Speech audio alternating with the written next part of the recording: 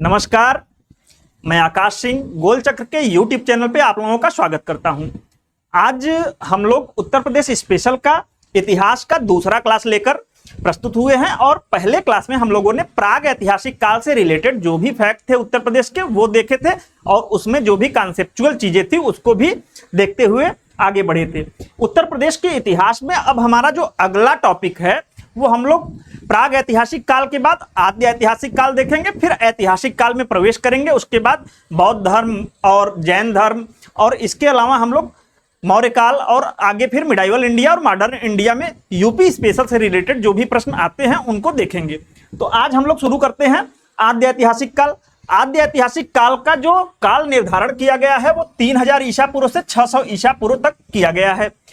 3000 ईसा पूर्व से लगभग 1500 ईसा पूर्व तक इसमें सिंधु सभ्यता या हड़प्पा सभ्यता, जो कि विश्व की प्रथम नगरीय सभ्यता मानी जाती है, का विकास हुआ था। 3000 से कितने तक? 1500 ईसा पूर्व तक। और फिर 1500 ईसा पूर्व से 1000 ईसा पूर्व तक के काल को हम लोग कहते हैं ऋग्वैदिक काल,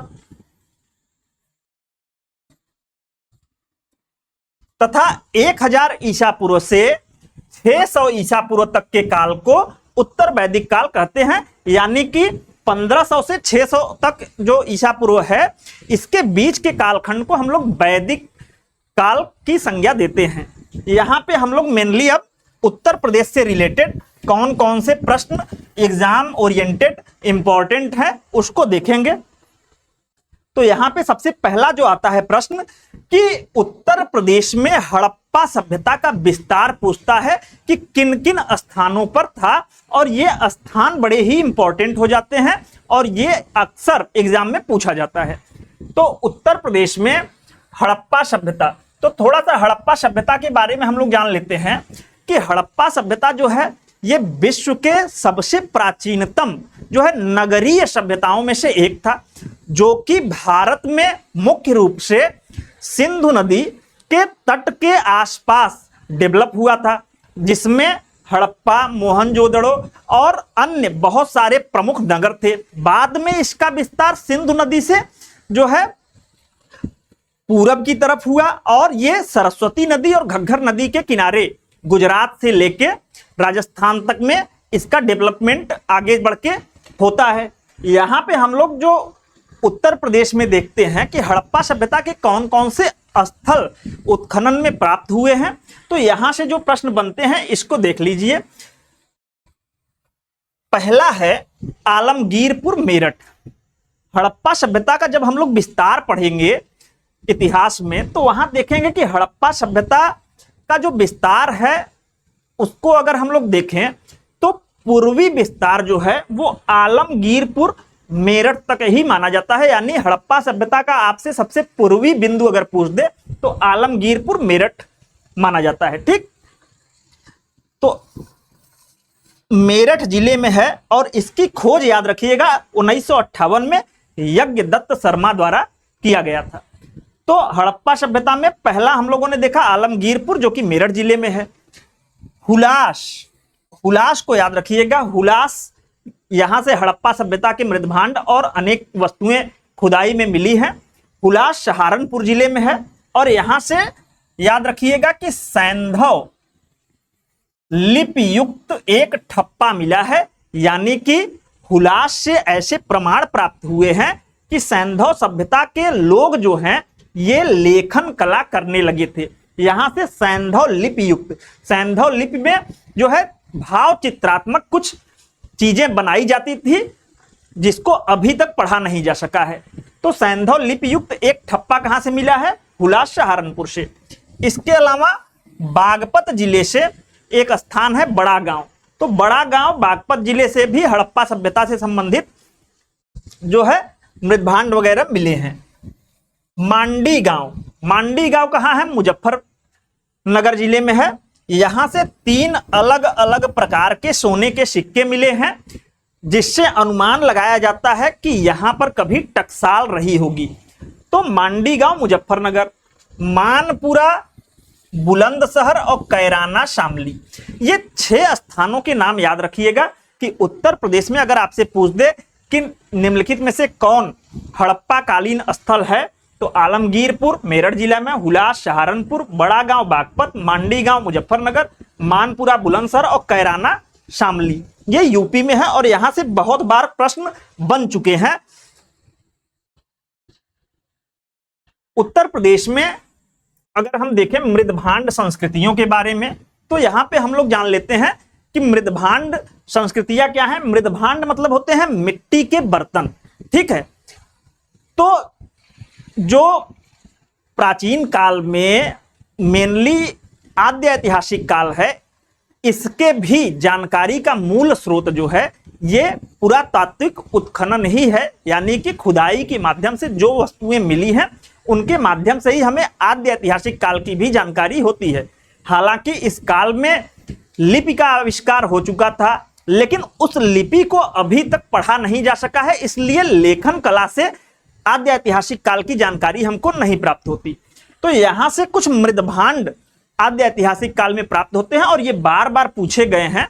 तो यहां से जो प्रश्न पूछा जाता है यही पूछा जाता है कि गैरिक मृदभांड संस्कृति या काले एवं लाल मृदभांड संस्कृति ये किस काल के हैं। तो गैरिक मृदभांड या काले एवं लाल मृदभांड ये हड़प्पा काल के मृदभांड हैं, ये आपको याद रखना चाहिए। और ये गैरिक मृदभांड और काले एवं लाल मृदभांड ये उत्तर प्रदेश के भी जो हमने हड़प्पा कालीन स्थल देखे वहां से प्राप्त हुए हैं।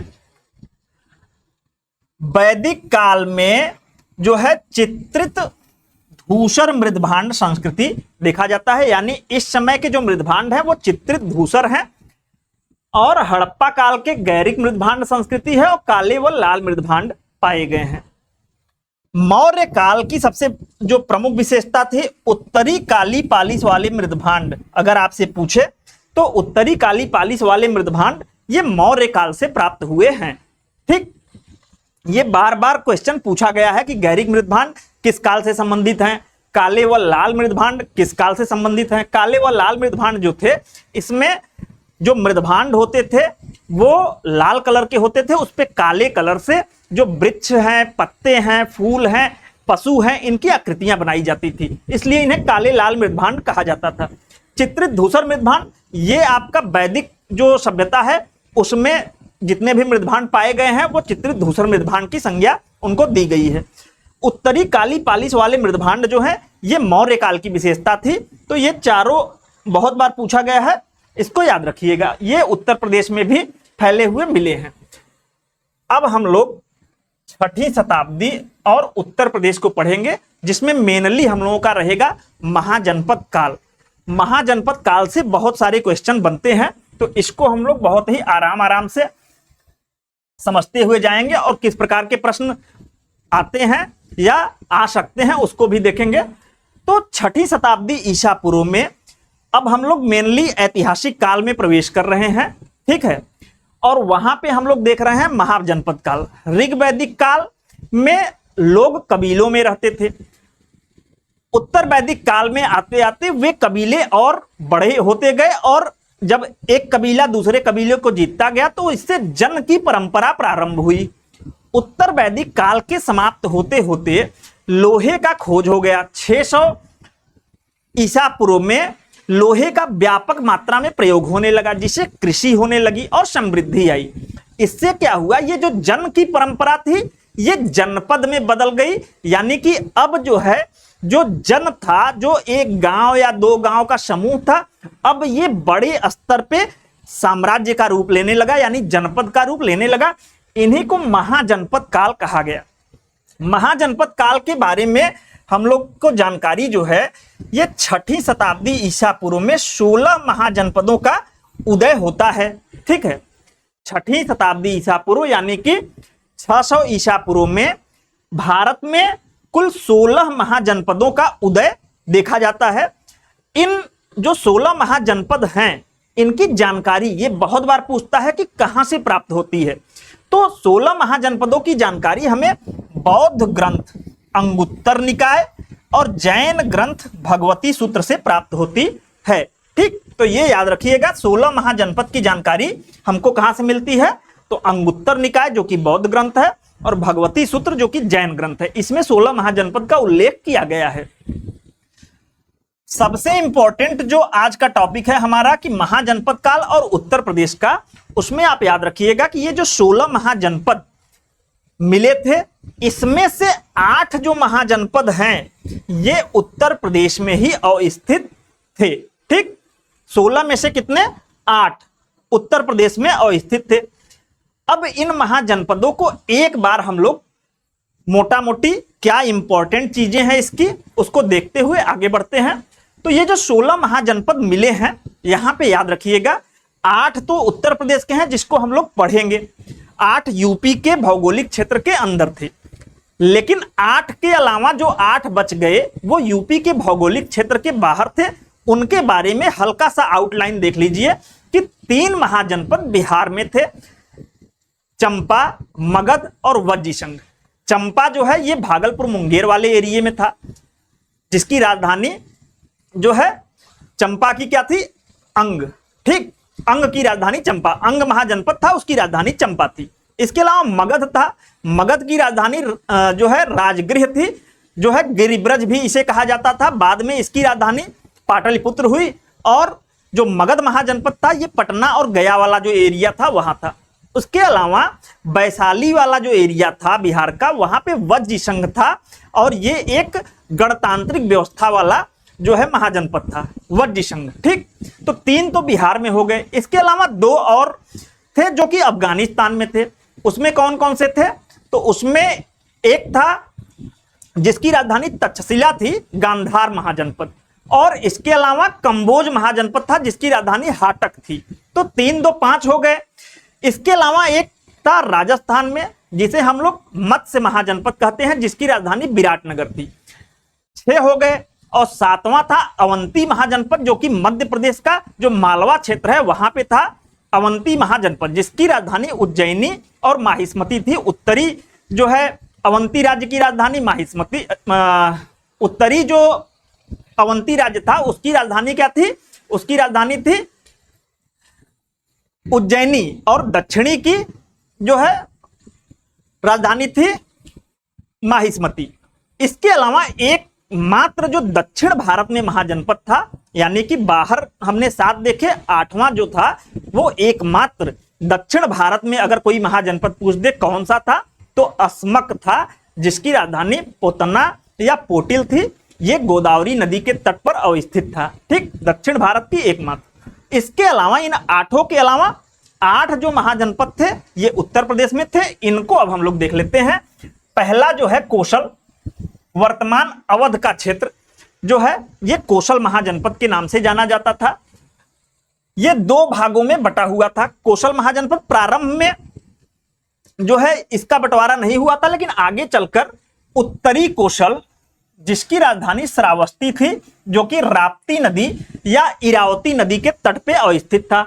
उत्तरी कौशल की राजधानी श्रावस्ती, और दक्षिणी कौशल था जिसकी राजधानी साकेत थी, ये अयोध्या में था, सरयू नदी के तट पे।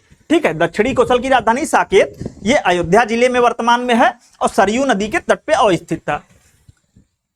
कौशल महाजनपद का राजा महाकौशल देव, इसने काशी को जीता था। ठीक है, कौशल का राजा था महाकौशला देव, जिसने कि काशी महाजनपद को विजय किया था। यहां पर याद रखने वाली बात यह है कि जो कौशल महाजनपद है और काशी महाजनपद उत्तर प्रदेश के, इन दोनों महाजनपदों में जो है हमेशा युद्ध होते रहते थे। तो राजा जो महाकौशल देव थे, इन्होंने अंततः काशी को जीत के और कौशल राज्य में मिला लिया था। महाकौशल देव जो थे, इन्होंने अपनी पुत्री का विवाह मगध नरेश बिंबिसार से किया था तथा काशी दहेज में इनको दे दिया था। बहुत बार ये पूछा जा चुका है प्रश्न कि जो महाकौशला देवी थी, ये महाकौशल देव जो कौशल के राजा थे, इनकी पुत्री थी। महाकौशला देवी का विवाह मगध के राजा, जो बिहार में पटना में मगध महाजनपद था, उसके राजा थे बिंबिसार, उनके साथ हुआ था और काशी दहेज में इन्होंने दे दिया था। महाकौशला देव का उत्तराधिकारी प्रसेनजीत हुआ, जो बुद्ध का समकालीन था। तो यहाँ पे जो ये राजा के नाम है ये भी पूछ देते हैं कि प्रसेनजीत कहाँ का राजा था। 4 आपको महाजनपद के जो है ऑप्शन में डाल दिए जाएंगे, कौशल, काशी, वत्स, मत्स्य। ठीक, तो यहाँ पे याद रखिएगा प्रसेनजीत जो है ये महाकौशल देव जो कि कौशल के राजा थे, इन्हीं का उत्तराधिकारी था और ये बुद्ध का समकालीन था। प्रसेनजीत को मगध के राजा बिंबिसार के बाद बिंबिसार की हत्या करके मगध में अजातशत्रु शासक बनता है। अजातशत्रु ने प्रसेनजीत को हराकर कौशल को जीत लिया। तो इसके बाद इन्होंने क्या किया, प्रसेनजीत ने इन्होंने अपनी पुत्री वाजिरा का विवाह अजातशत्रु से कर दिया। तो यहाँ पे कौशल महाजनपद से रिलेटेड ये जो इंपॉर्टेंट फैक्ट हैं ये याद रखिएगा। और एक चीज और याद रखिएगा कि पूछता है कि गौतम बुद्ध ने अपने जीवन का अधिकतम समय किस महाजनपद में बिताया था, तो कौशल महाजनपद में ही बिताया था। सबसे अधिक वर्षा ऋतु वे कौशल राज्य में ही श्रावस्ती में जो है व्यतीत किए थे। अगला हम लोग देख लेते हैं काशी महाजनपद। काशी महाजनपद की राजधानी वाराणसी थी। वर्तमान जो बनारस है वहीं पर काशी महाजनपद था और काशी की राजधानी क्या थी, वाराणसी। वाराणसी नाम क्यों पड़ा, क्योंकि ये वरुणा और 80 नदियों के संगम पर स्थित था। इसका सर्वप्रथम उल्लेख अगर आपसे पूछ दे काशी का सर्वप्रथम उल्लेख कहां मिलता है, तो अथर्ववेद में मिलता है। यहां के राजा ब्रह्मदत्त ने कौशल राज्य को पराजित किया था। बताया अभी कि कौशल राज्य और काशी राज्य में हमेशा झगड़े होते रहते थे, लेकिन अंततः कौशल के जो राजा थे महाकौशलादेव उन्होंने काशी को जीत के अपने में विलय कर लिया था। लेकिन उसके पहले ब्रह्मदत्त ने भी कौशल को हराया था जो कि काशी के राजा थे। तो ये याद रखिएगा, ब्रह्मदत्त कहां के, काशी के राजा। 23वें जैन तीर्थंकर पार्श्वनाथ के पिता अश्वसेन काशी के ही राजा थे। तो अश्वसेन अगर आपसे पूछ दे कहां के राजा थे, तो काशी महाजनपद के थे। तो यहां से ब्रह्मदत्त अश्वसेन का नाम याद रखिएगा। ठीक, मल्ल महाजनपद, ये कुशीनारा एवं पावा मल्लों की 2 राजधानी थी। पहली थी कुशीनारा और दूसरी थी पावा। मल्ल महाजनपद की विशेषता ये थी कि उत्तर प्रदेश में ये जो महाजनपद था ये यहाँ पे गणतांत्रिक व्यवस्था थी, यानी कि लोकतांत्रिक व्यवस्था थी। यहाँ राजतंत्र नहीं था, यानी कि जनता स्वयं अपना राजा या अपना सरदार चुनती थी। मल्ल महाजनपद में इसकी 2 राजधानी थी, कुशीनारा एवं पावा। केवल मल्ल महाजनपद में गणतंत्री व्यवस्था थी, बाकी महाजनपदों में राजतंत्र था। अजातशत्रु ने मल्ल महाजनपद को विजित करके जो है मगध राज्य में मिला लिया था। ठीक, वत्स महाजनपद जिसकी राजधानी थी कौशांबी। वत्स महाजनपद की राजधानी क्या थी, कौशांबी। यहाँ का प्रसिद्ध शासक उदयन था जो कि गौतम बुद्ध का समकालीन था। ये सारे प्रश्न बहुत ही इंपॉर्टेंट है, बहुत बार पूछे जा चुके हैं कि उदयन कहाँ का शासक था, तो वत्स महाजनपद का। वत्स महाजनपद की राजधानी कहाँ थी, कौशांबी थी। इसका पूरा क्षेत्र कहाँ था, तो प्रयागराज और ये कौशांबी जिले का जो क्षेत्र था ये वत्स महाजनपद में आता था। पिंडोला नामक बौद्ध भिक्षु ने उदयन को बौद्ध धर्म की दीक्षा दी थी। उदयन ने ही बौद्धों को घोषिताराम विहार दान किया था। बहुत बार पूछा जा चुका है कि घोषिताराम विहार बौद्धों को किसने दिया था, तो यही वत्स के राजा थे उदयन। और इनकी जो शादी हुई थी ये अवंती राज्य जो था, अवंती के राजा थे चंड प्रद्योत, उनकी पुत्री वासव दत्ता के साथ उदयन का विवाह हुआ था। ठीक है, तो प्रेम कथा का इनके जो वर्णन मिलता है वो महाकवि भास के रचना स्वप्न वासव दत्ता से मिलता है। तो महाकवि भास की जो रचना है स्वप्न वासव दत्ता, उसमें उदयन और वासव दत्ता जो कि अवंती नरेश चंड प्रद्योत की पुत्री थी के बीच प्रेम का जो है प्रेम प्रसंग का वर्णन मिलता है। अगला हम लोग देखते हैं 5वां कुरु महाजनपद। कुरु महाजनपद की राजधानी थी इंद्रप्रस्थ।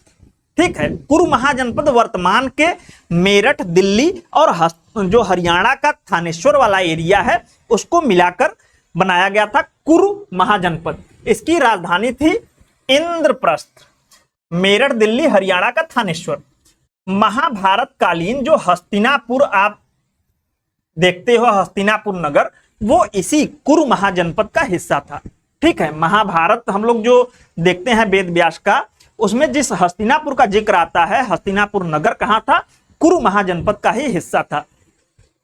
बुद्ध के समय यहां का शासक कौरव्य था। ठीक, छठवां हम लोग देख लेते हैं पांचाल महाजनपद। पांचाल महाजनपद वर्तमान के बरेली, बदायूं और फर्रुखाबाद जिलों में फैला हुआ था। पांचाल महाजनपद भी दो भागों में बटा हुआ था। जैसे मल्ल महाजनपद दो भागों में बटा हुआ था, पहला था कुशीनारा और दूसरा था पावा, दोनों की राजधानी। वैसे ही पांचाल महाजनपद भी उत्तरी पांचाल और दक्षिणी पांचाल में बटा हुआ था। उत्तरी पांचाल की जो राजधानी थी वो अहिच्छन्न थी और दक्षिणी पांचाल की राजधानी काम्पिल्य थी। इनकी राजधानियां भी पूछी जाती हैं। पांचाल जो राज्य था, आप महाभारत में देखते हैं कि महाभारत में जो राजा ध्रुपद थे, ये पांचाल के ही राजा थे और ध्रुपद की ही पुत्री थी याज्ञसेनी, जो कि यज्ञ से उत्पन्न हुई थी, जिन्हें द्रौपदी के नाम से भी आप जानते हैं। और उन्हें पांचाली भी इसीलिए कहा जाता है क्योंकि ये पांचाल राज्य से संबंधित थी। तो महाराजा ध्रुपद की पुत्री द्रौपदी याज्ञसेनी या पांचाली, इनका विवाह अर्जुन से हुआ था। पांचाल राज्य में ही कान्यकुब्ज, याद रखिएगा कन्नौज का नाम है कान्यकुब्ज, और महोदय नगर इसी का हिस्सा था। तो अगर आपसे पूछ दे कि महोदय नगर निम्नलिखित में से किस जो है क्षेत्र को कहा जाता था? कन्नौज को। कान्यकुब्ज या महोदय नगर कन्नौज को कहा जाता था। सातवां है शूरसेन, जिसकी राजधानी थी मथुरा। बुद्ध के समकालीन यहाँ का शासक अवंती पुत्र था। ठीक है, तो शूरसेन जिसकी राजधानी मथुरा थी। आठवां जो महाजनपद था यूपी में, चेदी महाजनपद।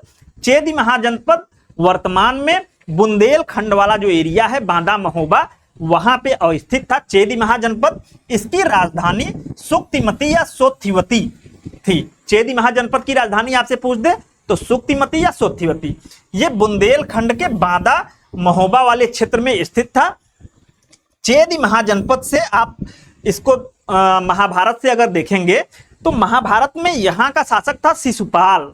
आप लोगों ने महाभारत देखा होगा तो आपने देखा होगा कि यहाँ का शासक चेदी नरेश जो है शिशुपाल था, जिसने कि कृष्ण भगवान का 100 बार अपमान किया था। उसके बाद शिशुपाल का वध जो है कृष्ण भगवान ने उसके 100 गलतियों को माफ करने के बाद कर दिया था, सुदर्शन से इसका गला काट दिया था। ठीक,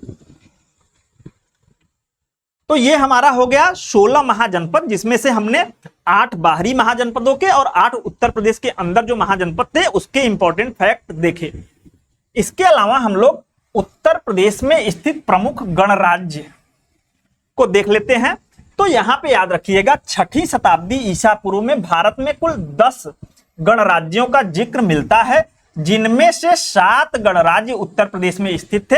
याद रखिएगा, जैसे कि 16 महाजनपद में से 8 महाजनपद जो है उत्तर प्रदेश में स्थित थे, वैसे ही 6ठी शताब्दी ईसा पूर्व में अगर आपसे पूछ दे कितने गणराज्य का जिक्र मिलता है तो 10। 10 में से कितने उत्तर प्रदेश में थे? 7। अब इन जो गणराज्य हैं इनसे भी कुछ इंपॉर्टेंट प्रश्न बनते हैं, तो इसको देख लेते हैं कि ये गणराज्य जो थे यहां पर लोकतांत्रिक व्यवस्था पाई जाती थी। लोकतांत्रिक व्यवस्था का मतलब है कि यहां की राजनीतिक व्यवस्था लोकतांत्रिक थी, यहां जनता द्वारा चुने गए प्रतिनिधि शासन करते थे, इसीलिए इसको गणराज्य कहा गया। यहां पे राजतंत्र नहीं था, यहां पे जनता स्वयं अपना प्रतिनिधि चुनती थी और वो प्रतिनिधि जनता के अनुसार जो है शासन करता था।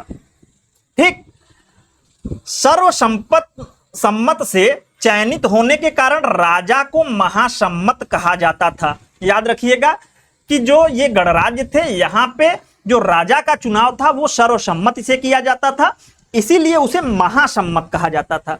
ठीक है, जो राजा को सहायता देने के लिए जो है जनता द्वारा चुने गए सदस्यों का संगठन होता था उसे परिषद कहते थे। ठीक है, आपसे पूछेगा परिषद क्या था, तो जनता द्वारा चुने गए सदस्यों का संगठन। ठीक है, इन गणराज्यों में जनता द्वारा चुने गए जो सदस्य होते थे उनके संगठन को परिषद कहा जाता था। जो प्रमुख परिषद होती थी, यानी कि कुछ खास लोगों के द्वारा बनाया गया परिषद, इसे अष्टकुलक कहा जाता था। प्रमुख सदस्यों की सभा को अष्टकुलक नाम से जाना जाता था। यहां पर जो निर्णय लेने की प्रक्रिया थी वो प्रशासन के सभी निर्णय जो है बैठक में आम सहमति से लिए जाते थे। अगर किसी मुद्दे पर असहमति है तो फिर मतदान के माध्यम से जो है निर्वाचन होता था। तो याद रखिएगा कि भारत में ऐसे समय में जब पूरे विश्व में राजतंत्र का बोलबाला था, ऐसे समय में गणतांत्रिक व्यवस्था देखने को मिलती है। ठीक, ये अपने आप में एक महत्वपूर्ण बात है।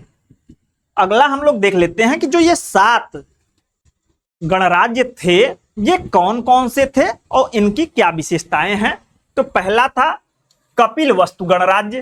ठीक, कपिलवस्तु गणराज्य, यहां पे शाक्यों का शासन था। ठीक, ये सिद्धार्थ नगर जिले में स्थित था। गौतम बुद्ध का जन्म इसी गणराज्य में हुआ था। ठीक, तो यहां से याद रखिएगा कपिलवस्तु जो गणराज्य था, यहां पे शाक्यों का शासन था और सिद्धार्थ नगर जिले में था। गौतम बुद्ध का जन्म जो है शाक्य गणराज्य में ही हुआ था, यानी कि सिद्धार्थ नगर जिले में। ठीक, पिप्पली वन के मौर्य, पिप्पली वन गणराज्य का नाम है पिप्पली वन। यहां पे मौर्य जो जनजाति थी इनका शासन था। ये गोरखपुर क्षेत्र में था। चंद्रगुप्त मौर्य का संबंध इसी गणराज्य से लगाया जाता है, यानी कि मौर्य वंश के जो संस्थापक हैं चंद्रगुप्त मौर्य, इनका संबंध इसी पिप्पली वन के मौर्य से लगाया जाता है। रामग्राम के कोलीय, ये भी गोरखपुर क्षेत्र से थे। ठीक है, गौतम बुद्ध की जो पत्नी थी यशोधरा, ये कोलीय गणराज्य की कन्या थी। ठीक, ये सारे क्वेश्चन पूछे जा चुके हैं कि गौतम बुद्ध की पत्नी यशोधरा किस गणराज्य की कन्या थी, तो कोलीय गणराज्य की। चंद्रगुप्त मौर्य का संबंध मौर्य, पिप्पली वन। गौतम बुद्ध का जन्म कहां हुआ था, तो कपिलवस्तु में। ठीक, कुशीनारा के मल्ल, ये कुशीनगर क्षेत्र में थे और कुशीनारा के सालवन में ही बुद्ध का महापरिनिर्वाण हुआ था। तो इंपॉर्टेंट है, अगर आपसे पूछ दे गौतम बुद्ध का महापरिनिर्वाण कहां हुआ था, तो कुशीनारा के मल्ल जो थे, मल्लों के महाजनपद कुशीनारा में हुआ था। पावा के मल्ल, जो पावा गणराज्य था यहां पर भी मल्लों का शासन था। ठीक, ये भी कुशीनगर जिले में स्थित था, फाजिल नगर क्षेत्र में पावा। यहां पर गौतम बुद्ध नगर को चुंद नामक लोहार के यहां शुकर मध्य का सेवन किया था और यहीं से शुकर मध्य का सेवन करके ये कुशीनारा पहुंचे थे, यानी पावा से कुशीनारा पहुंचे थे और कुशीनारा में इनका महापरिनिर्वाण हुआ था। केशपुत्र के कलाम, ठीक है, 6वां है गणराज्य केशपुत्र के कलाम। ये सारे के सारे उत्तर प्रदेश में स्थित हैं।